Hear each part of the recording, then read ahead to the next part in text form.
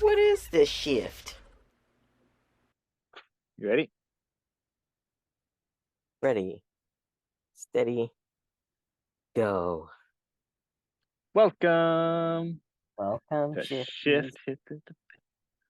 Yeah, shifted the fan. You got it. You We were kind both of faded talking. out. You kind of faded out on the fan part. Yeah, Yep. we were both started talking, and I know it only gets like one of us at a time. Uh, yeah. All right. Welcome, shifties, and welcome to Shift Hit the Fan. There you go. Yeah, Right. prepare to be shifted. Prepare. Prepare for what's to come. And apparently, the topic is maybe balance and harmony. Uh, Kind of. I think there's some chaos in it. yeah. Well, isn't that included in balance and harmony? Got a BJ in there. Yeah, Balance and Germany. harmony with the fear in Spanish. Here speaking Spanish. Harmony. Harmony. Um, we've got the Six of Cups and we've got the High Priestess, as this is the hidden energy. So, what do you see? I see something probably very different than most people. I always do. Me too. Uh, so is it Six of Cups? What I see is these two kids helping each other. Um, they're creating a beautiful thing, a beautiful little project with each other, with the resources that they have, taking the earth and the water and bringing them to their cups and creating this life, this beautiful flower and this growth. And I see that it's like a little, to me, that's like a little village type setting. So they're in a community and they're working to better this community. Um, but then I see this high priestess, and typically I think of the high priestess um, like a chaotic feminine energy, but I think you brought up a good point that she looks very nun-like, and it's got the word priest, meaning for me, kind of meaning that like it's structurized, um, almost as if like she's enshrouded with a masculine energy, so it's not as feminine as I typically think.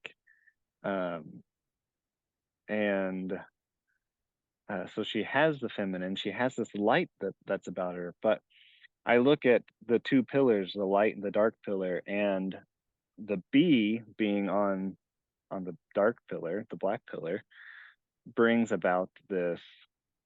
The bee is a sound that's more like a wall. This is kind of coming from the project that my friend and I are working on.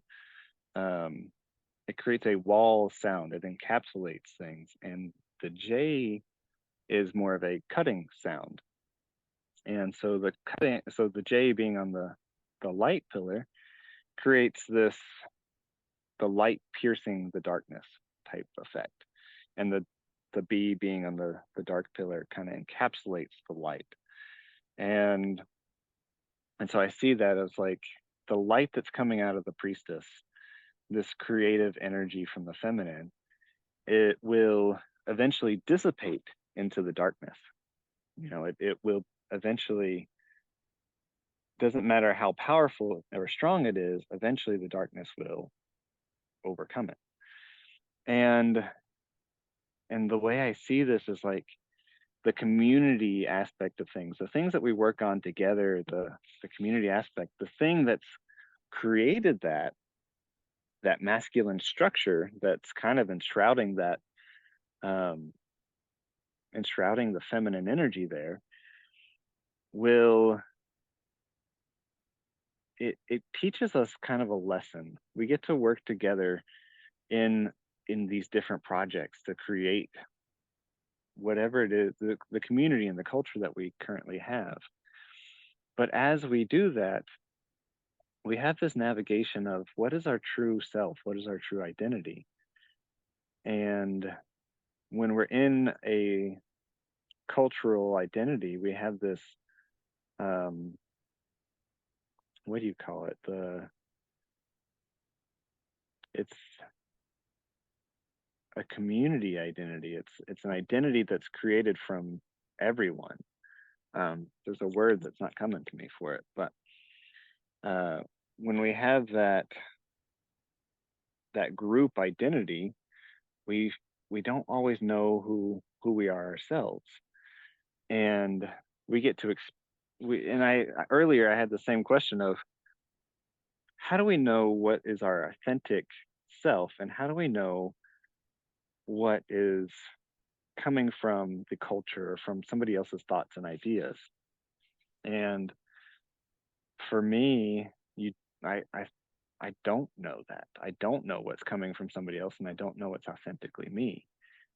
But I can try and experiment with whatever's in front of me, experiment with the ideas that are in my head, and then I get to determine, did I like that? Did I not like that? Which direction do I want to go from here? And in that process of playing with that structure, I get to find out who I am. And so I imagine myself as this light kind of reaching out towards the darkness and getting to know myself, my own, like a photon that's in a group of other photons, but we're going out into the darkness, working together until we figure out who we are. What is our individual point? What is our individual intelligence and energy?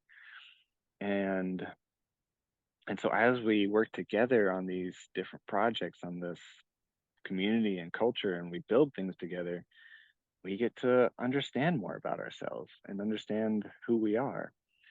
And I don't look at the priestess as being enshrouded with a masculine cover as a bad thing necessarily, as more as like she just has a structure around her, and she's emanating her light that is a feminine creative energy, but it's also still stuck in the cultural identity of who she is.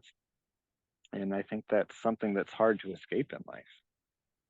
Um, but it's not something that we have to escape. It's just something we get to play with. And so that's kind of what I see in those cards. I think that because she's got that,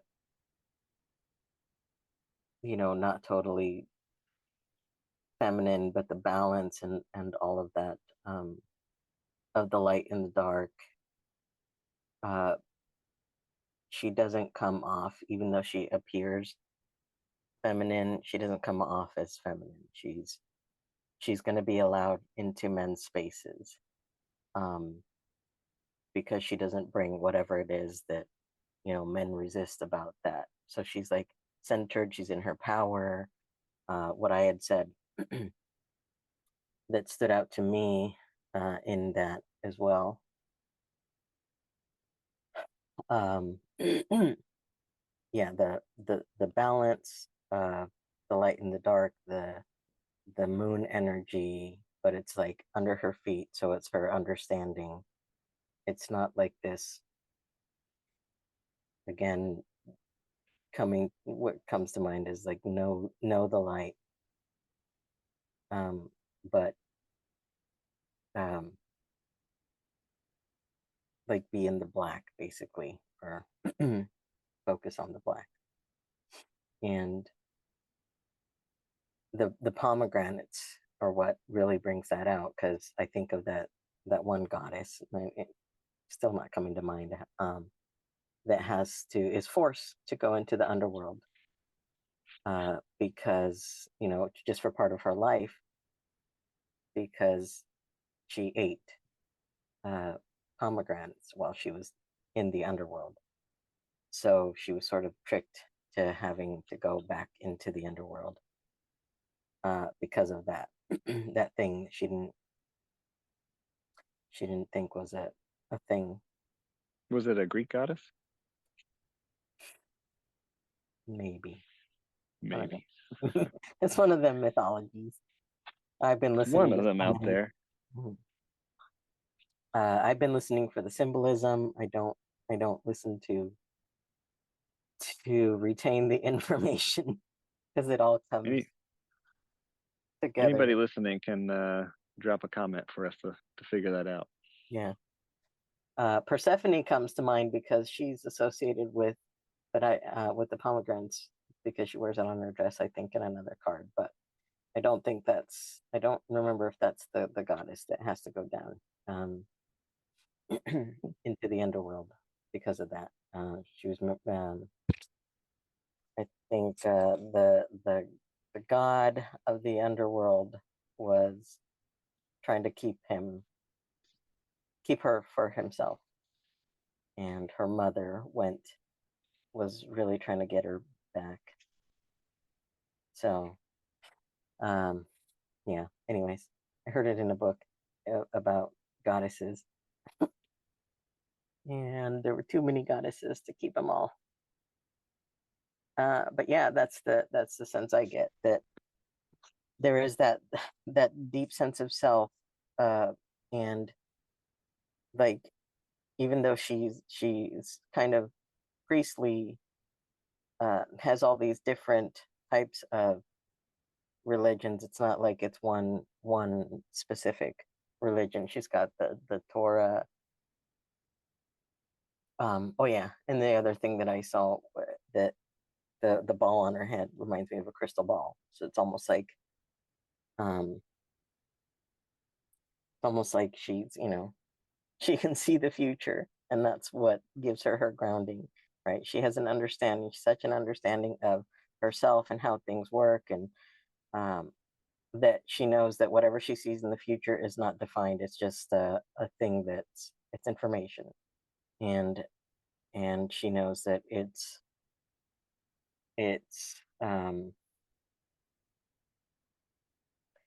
it's not set in stone, right? The future can change based on what we put out there in the now, right? What we're stepping into, and that. I like that. I like that thought too of like she she's okay to be in that masculine, okay to be in the structure that she is in, and to change it. And like you're saying, there's more religion in there. There's multiple religions in there. She's sure of herself and able to stand in those different positions and bring them all together into who she is.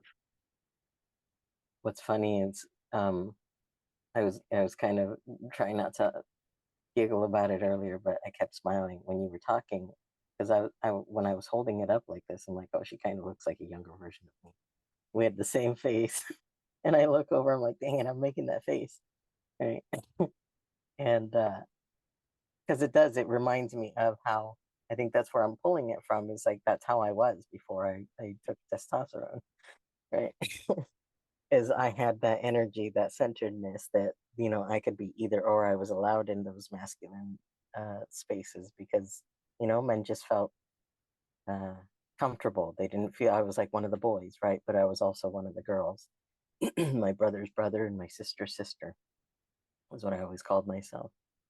Um, and that's and her having my younger face is like, I didn't realize that until I was holding it up right next to me. And I also wanted to be a nun by the time I was 15. So there's a lot of me coming out back to me, um, and almost showing me what I liked about myself back then. Uh, what made me. That's the thing that I didn't have to try to to to fix, or because I was just so, or try to become. I was just naturally that. Um, anyways, the kids here. What I was saying is, I noticed it's almost like, because this is underlying, because she's so balanced, because she's so centered, she's done all the work to accept all these different faiths and beliefs, and she's not unfazed by all of that stuff. Uh, she has this, this is the harmony, the uh almost like the I said that it looks like a regular house standing next to something that kind of looks like a castle structure, right? uh, just reminds me of a little bit of a castle. So it's like your higher self, your elevated self is always right there in every. It's like hidden all over the place, like the cup standing on top of a 10, which would be the culmination of the cup. It's like the future of it is raising up the raising up the cup, the where you're at with the cup, and it's not like you're trying to get there. You've already done the work to to get beyond uh the instability or the shit stirring of the five. And uh so you have already the what you you're the reaping of what you've done the work. You're holding it, you're actually giving it away. And this reminded me of also like a future self looking lovingly and like I got you to the younger self, right? It to me this could have been the two selves, because the two selves are also evident everywhere else here. And there's a little man back here uh, holding a wand. That's what I said it was. It's the wand. It's and he's walking towards the castle. He's got his back turned to all the stuff. All the work was already done. He can just walk towards his castle now. Little guy back there holding the staff or the wand, right? So you got a wand in there too. Um, so that's the vibe that I got off of it. It's like it's the work is done. Now you're just experiencing it. You're reaping it. This is what balance and harmony and community looks like, and and it comes with, and I got that vibe because of the future self and the current self, rather than two different people. These are all you in because you're so balanced and settled and centered into yourself that you can fit into any space.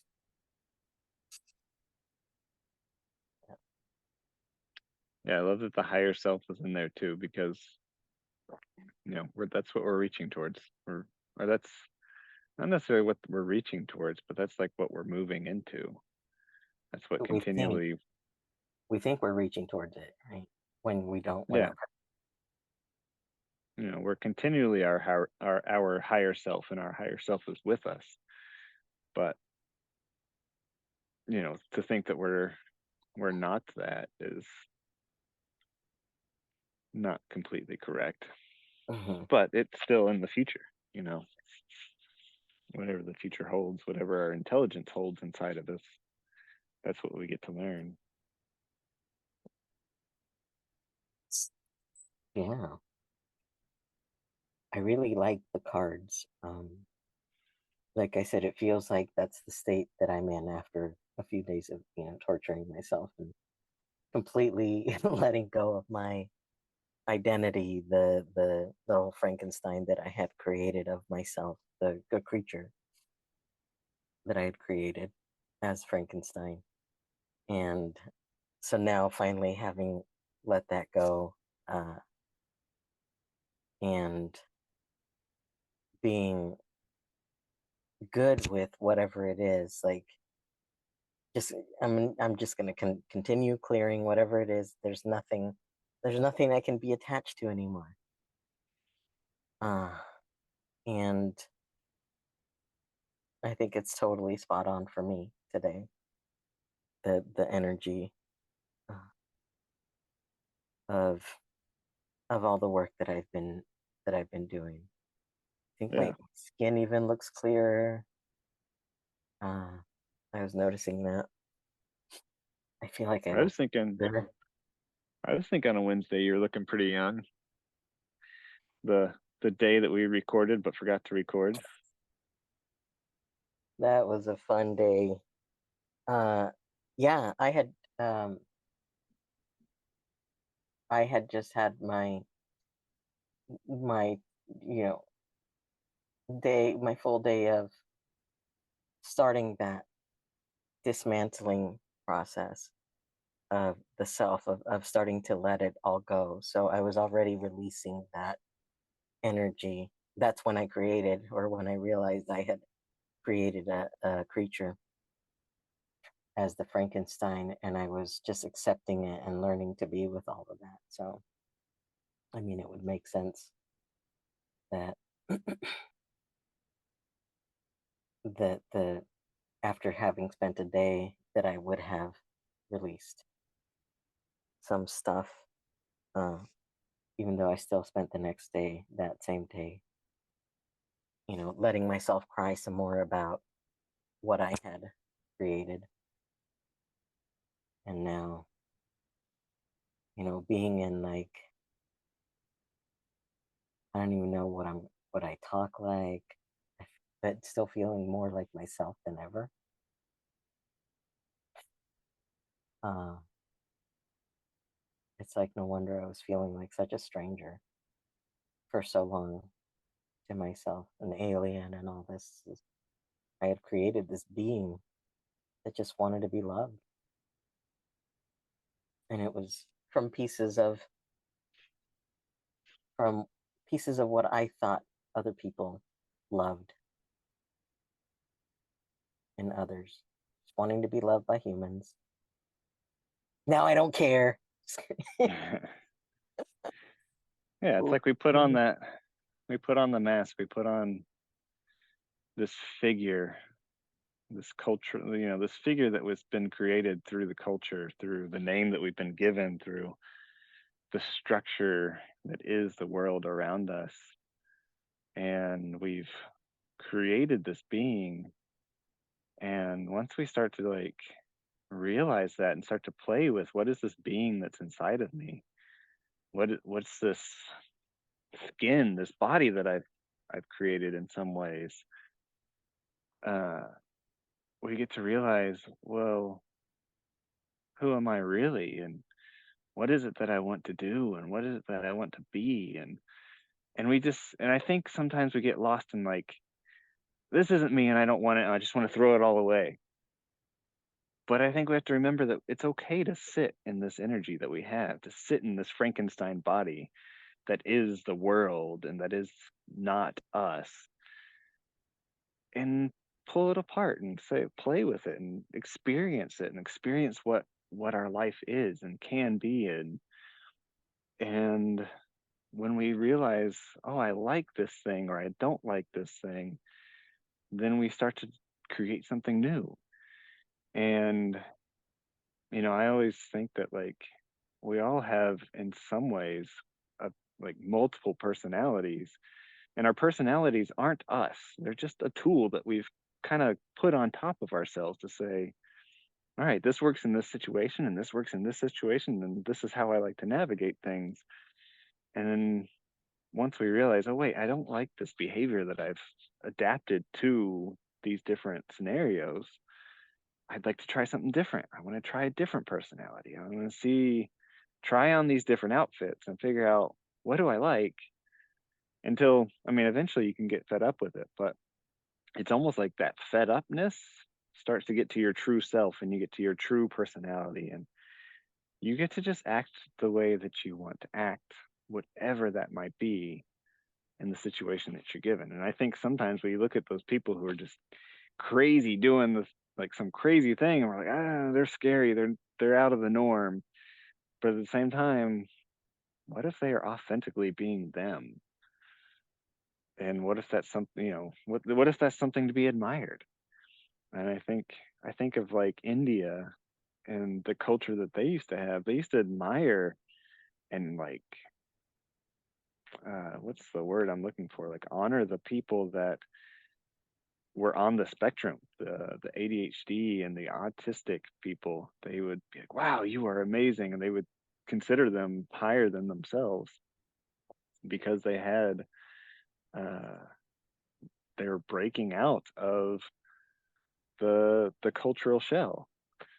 And so I think if we start shifting how we look at people, we can start shifting how we look at ourselves differently and start breaking open new possibilities of who do we want to be.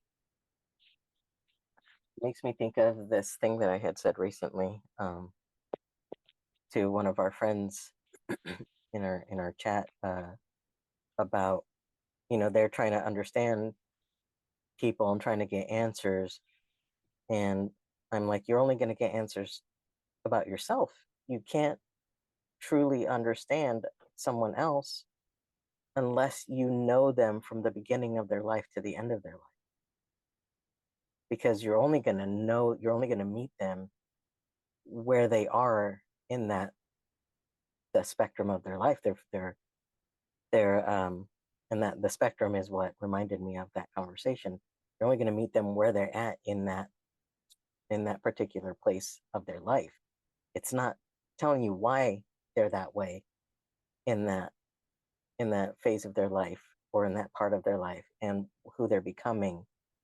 um, so you're only going to understand your own thinking and your own understanding and your own judgments and your own perception of others. That's the only thing you can really understand from others. You can try, and I would.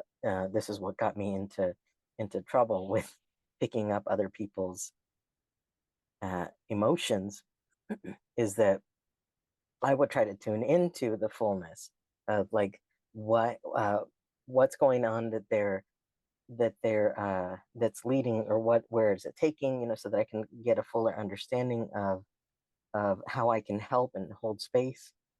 Uh, and you know, I didn't know I was also calling in their energies so that I could feel it, and that really that added to uh, is from the Frankenstein, me wanting to really hold space and be a safe space for other people, right? Uh, it only got me into that trap of more not knowing who I am because I'm so involved in somebody else's business. Uh, right? Does that make sense? Oh yeah.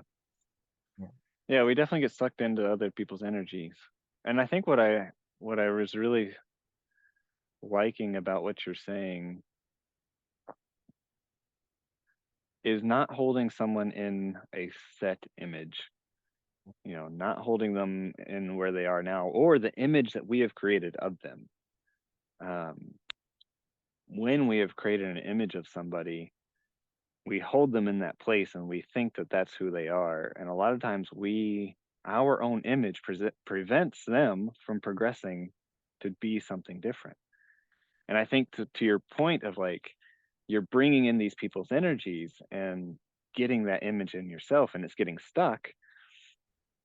I think we have to be, if we can find that or navigate that way of you see them how they are now and then you leave them behind, then you get to have that opportunity to every single time you come up to meet them, there's somebody new, there's somebody different, and you don't have to hold that energy, and you allow them to bring more change into themselves than if we see that person as the same every single time. And I think that's a really hard thing to do because we have this image of the people in our lives, our friends, our family, and we we hold them in that place, and we have certain behaviors that we have around that condition that we see them in. But if we can change that view and let go of that image and see a new image, then we change ourselves faster and we change them, and we're changing the world. We're having that shift around us, being the shift, and allowing ourselves to expand into higher planes and expand into just more beautiful places. We get to see more, we get to be more, and that's a beautiful aspect of our own shift. Mhm. It's just it's the Frankenstein all over again, but now you're creating a creature out of out of your own thoughts and your ideas. You're creating that for someone else and holding them as the true creation that you think is the true creation of who they are. But you've only created from pieces of your own evidence a human being that doesn't really exist. This is why we are a figment of each other's imagination, is because we can only piece together from our own perspective and our own understanding this little Frankenstein's creature of, Yeah. of our own understanding. My friend and I had this really cool conversation of immortality yesterday. And she had asked me, would you want to be immortal? If I found immortality, would you want to be immortal with me? And I'm like, well, how do we define immortality? Um, and so we had this just a discussion of immortality. And I was like, well, what if immortality is a faster death? Because we're always going through death. We're always going through life, or we're going through death and regeneration continually. Our cells are dying and the new cells are born. Um, and what if that immortality is reaching that death faster Mhm. and processing through whatever time is quicker? Not necessarily that time's going faster, but we're able to let go of the past, let go of the things that were old, and step into the new quicker. And I think that's the same with people and with anything that's in our lives. Can we let go of what was and step into what is and what is to be quicker? And that's what uh superhuman dude, what's his called, what's his name, Joe Dispenza. Joe Dispenza talks about a lot. It's letting go of the past, stop living in the past, stop creating the future from the past, step into the now and create the now from the future and bring that future into now. And so that's what, to me, that's what I've started thinking of immortality, is how can I step into this progression, this life death preservation cycle quicker, and progress the preservation that's there through the death and the rebirth that's continually happening. Mm. Clearing is what keeps coming to mind for me. Uh, those were like my instructions in my session, the quantum healing session that I had. It's a constantly clearing. It's it's it's like what we've been trying to say with holding space, learning to hold things unconditionally and all this stuff, but it's actually clearing all this stuff out of the space so that your expression can be, so that you can constantly be dying to yourselves. You're not attached to who you are, you're not attached to who others are. Everybody's free to constantly change and grow and evolve, because we're not attached to any of it. We're constantly clearing it out and letting it process and come through us, and it makes room for those more elevated states, the the higher self and the lower self both existing together, or not necessarily the lower self but the younger self, right? The self that doesn't have, it's almost like the younger self is the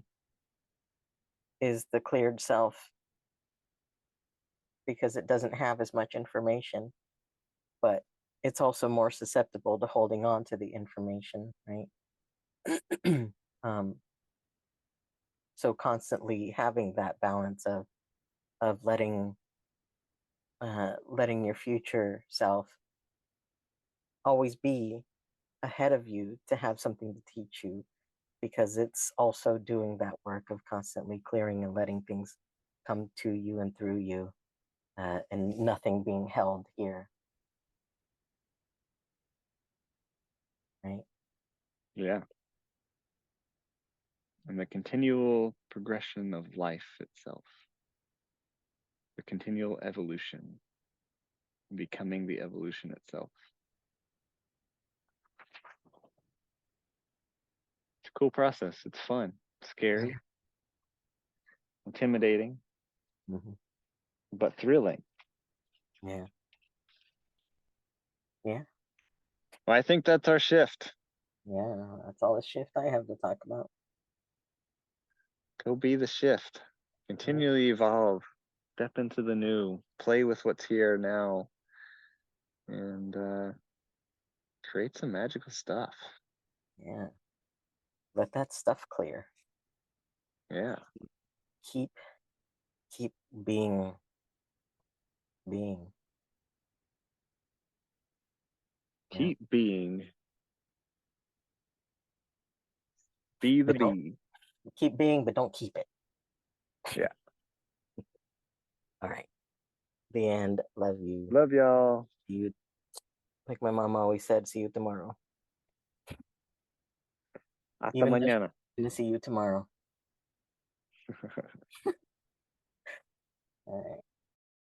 Let the shift hit the fan. Let the shift hit the fan.